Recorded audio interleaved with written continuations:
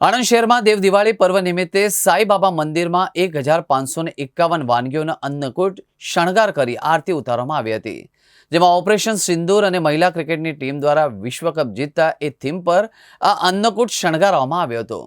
અંબા માતાના મંદિર અને સાંઈબાબા મંદિર સમક્ષ શણગાર કરવામાં આવેલા અન્નકૂટના દર્શન કરવા મોટી સંખ્યામાં શ્રદ્ધાળુઓ ઉમટી પડ્યા હતા।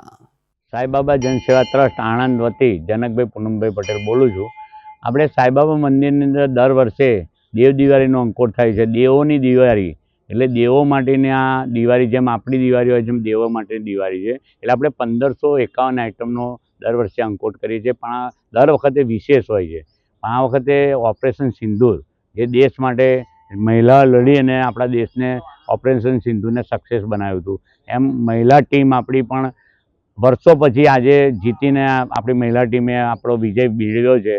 એટલા માટે ઉત્સાહ વધે મહિલાઓનો તથા બાળકોનો તથા યંગ બ્લડનો, એટલા માટે આ કાર્યક્રમ આપણે રાખેલો છે। અને આ 1551 આઇટમ એટલા માટે રાખવાની કે આની મેં બધા બાળકો, મહિલાઓ બધા જોડાય છે અને એ લોકો જાતે આ બધું કરે છે, એટલે એમનો પણ ઉત્સાહ વધે। તમે જોઈ શકો છો કે અંકોટની અંદર જેટલી આઇટમો છે એ દરેક ભક્તો દ્વારા આવેલી છે, અને જે મંદિરની અંદર રંગોળી પૂરેલી છે એ પણ બાળકોએ પૂરેલી છે, એટલે એમને ડ્રોઈંગનું પણ જ્ઞાન મળે।